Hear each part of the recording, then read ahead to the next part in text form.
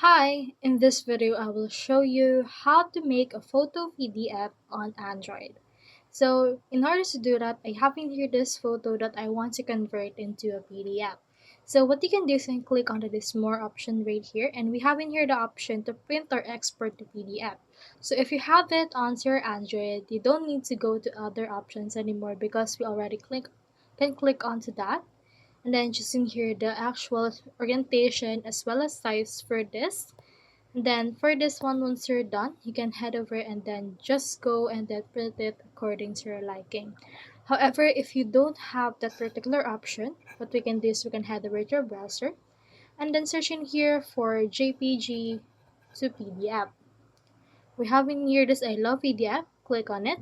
Click onto this select image, and then let's add in here the image that we want. Click on convert PDF. Click onto this download PDF, and then once you have downloaded it, you should be able to see it as a PDF option right there. So that's all there is today, and I hope this video helped you out.